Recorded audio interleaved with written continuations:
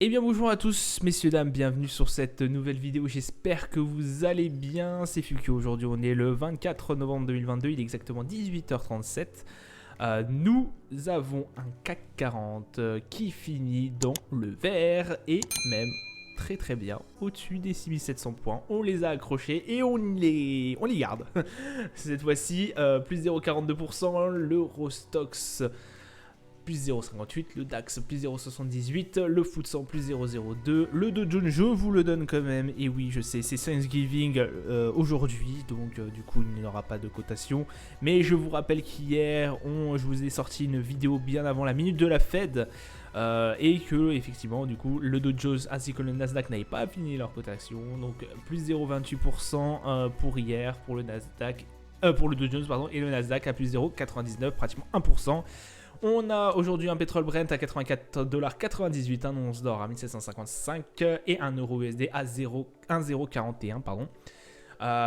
Qui d'ailleurs on peut applaudir, ça fait bien longtemps qu'on n'a pas vu ces 1,041$ l'euro.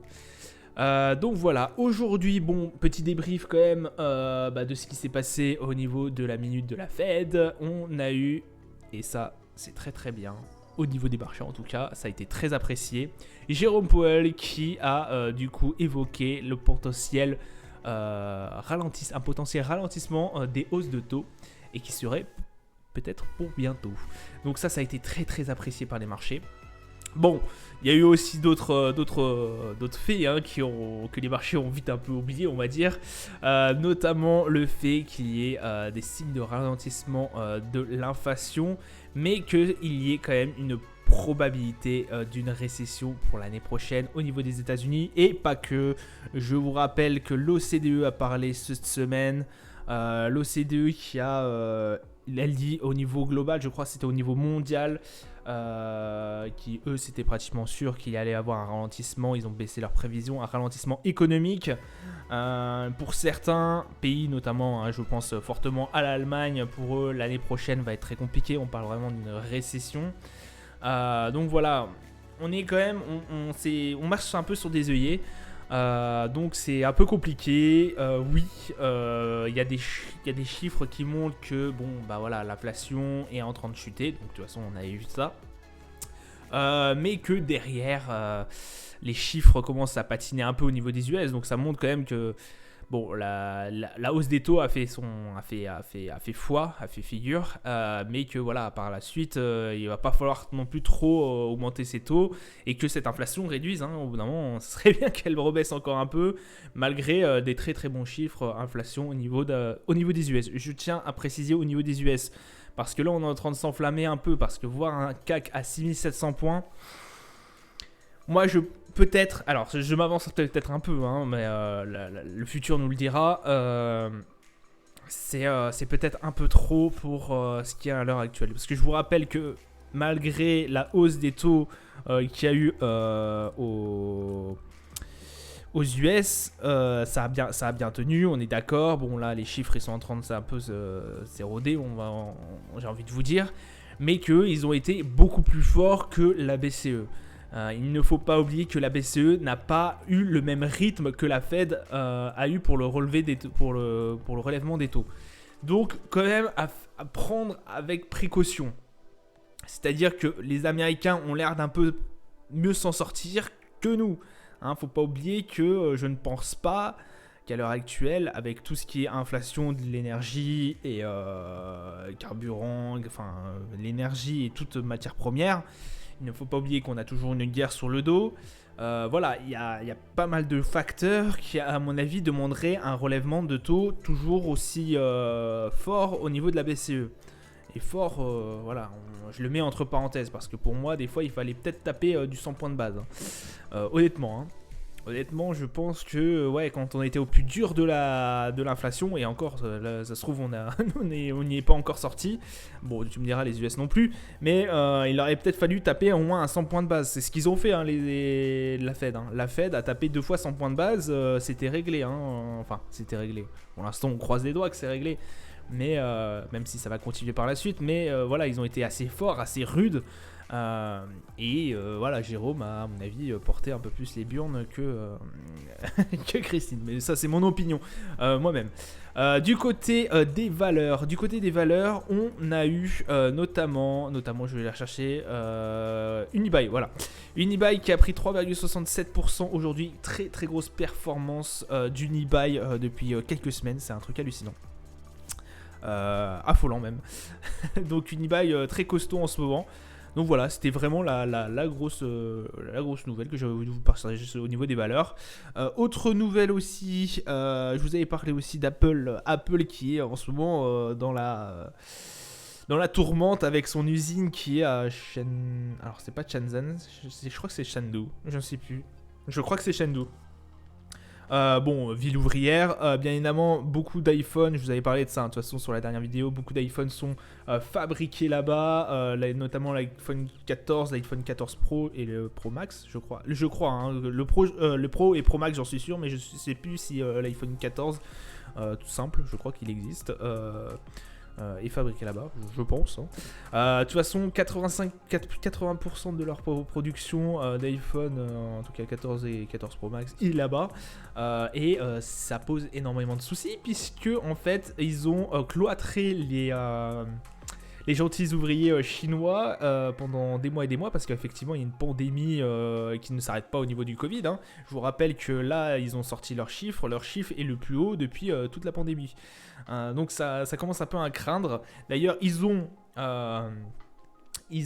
confiné la moitié de la ville, je ne me rappelle plus comment le nom, vous m'en excuserez, la ville à côté de là où est l'usine, bah voilà, ça pose des énormes soucis puisque déjà ils ont cloîtré les ouvriers ils ont parqué les ouvriers pour pas qu'ils aient de contact extérieur. J'ose même pas imaginer le bordel que ça doit être, pour pas qu'ils aient de communication extérieure, et que bah justement ils puissent par la suite contaminer les autres employés. Donc voilà, déjà ils ont parqué les ouvriers, ils ont promis des primes qui ne sont pas tombées. Donc là autant vous dire que les ouvriers sont devenus un peu foufous, sont devenus fous, vous m'étonnez. Donc là c'est émeute sur émeute. Hier la police a chargé. Voilà, ils essayent de tenir. On sait que la cadence de travail pour l'instant est pas ils n'arrivent pas à tenir la cadence de travail. Je veux dire, la chaîne ne tourne pas à 100%. Voilà, c'est plutôt ça, parce que la cadence de travail, non, c'est pas ça. Mais effectivement, l'usine ne tourne pas à 100%. C'est très très compliqué. Mon point de vue, que vous dire quand même, parce que d'un point de vue économique, au bout d'un moment, Apple, ils vont en avoir marre du confinement et tout ça. Ils vont aller délocaliser tout ça en Inde. Point de vue humain, voilà, hein, on part pas des gens pendant je sais pas combien de temps, parce que là, en plus c'est la Chine, hein, autant vous dire que ça rigole pas trop là-bas, quoi. Donc voilà. Apparemment, Apple, voilà, serait très très embêté avec ces soucis. Bon, ils ont envoyé la police, donc de toute façon, on sait ce que la police chinoise est capable de faire. Il y a des vidéos qui circulent où les mecs se font fracasser par terre. Enfin, voilà, tout ce qui est affreux, hein, on va pas se le mentir. Donc voilà, c'était un peu l'aspect négatif. Et puis des nouvelles, notamment d'Apple, etc., etc. La joie et la bonne humeur, bref. Calendrier d'annonce économique, on n'a rien eu aujourd'hui Pardon. Si, le climat des affaires. Au niveau de l'Allemagne qui est sorti. Alors, au niveau de l'Allemagne, on attendait selon le consensus à 85 et quelques. On a eu un 86,3, donc c'est-à-dire un meilleur que ce qu'on attendait. Pas mal du tout. On voit que ça remonte, hein, au niveau des sentiments. Voilà, le climat des affaires remonte. Donc par la suite, pourquoi pas. Voilà, hein, ça n'a pas énormément impacté, je vous avoue. Je crois que vendredi, il n'y a pas non plus grand-chose. Non, il n'y a même rien. Donc, l'indice des consommateurs confidence, l'indice des consommateurs de confiance des consommateurs. Donc voilà, pas non plus, ce qui va pas énormément changer, à mon avis, le cours des les marchés. Je vous avoue que là, c'est des marchés qui tournent au ralenti, très peu de valeur, mais ça, on le sait, voilà, je ne vais pas vous revenir là-dessus. Au niveau du marché, on a un Nasdaq, du coup, qui est bon, fait 11 896. Il est fermé, voilà, on le sait, mais bon, ça bouge quand même toujours un peu. Hein. Vous savez que même si on est... voilà, même si c'est Thanksgiving, ça bouge toujours. Au niveau du RSI, ça bouge pas énormément. Forcément, le DAX est fini en belle hausse, 14 538. On va peut-être taper les 14 600 et quelques. Donc à voir par la suite. Toujours au niveau du RSI, on est bien en zone de surachat. À voir par la suite. Le MACD en belle hausse. Le Brent qui reste à peu près stable. Je vous avoue qu'hier on a énormément pricé. On avait tapé les 90 et quelques. On est redescendu tout de suite pour aller chercher aux environs des 85. Aujourd'hui en tout cas. Donc le RSI qui reste assez... on se rapproche de la zone de survente. À voir par la suite. Le MACD c'est chaud patate. On n'a aucune tendance, enfin quand je dis chaud patate, c'est qu'on n'a aucune tendance. On l'a bien cassé, donc à voir par la suite. Au niveau de l'or, on est à 1754. Bon, petite hausse, voilà, on a eu un petit retracement qui s'est fait sur une semaine à peu près. Exactement 4 séances. Voilà, là on remonte. À voir par la suite si on va aller chercher cette barre des 1837. J'aimerais bien l'avoir à 1837 là. Un petit coup, le RSI bon qui commence à repasser aux alentours de la zone de surachat. Méfiance. On est plus trop tendancieux, j'ai envie de vous dire, au niveau du MACD. On avait bien monté quand même.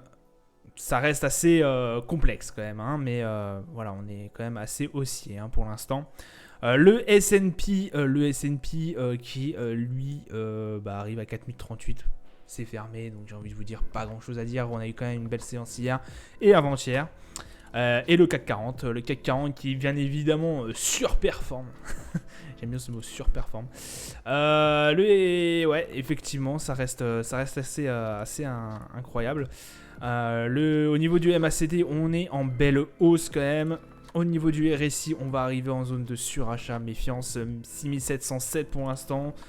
Je pense qu'il n'y aura plus beaucoup d'exchanges qui seront faits durant cette heure-ci, 18h, 19h. J'ai envie de vous dire, les marchés US étant fermés, on risque pas d'avoir grand-chose.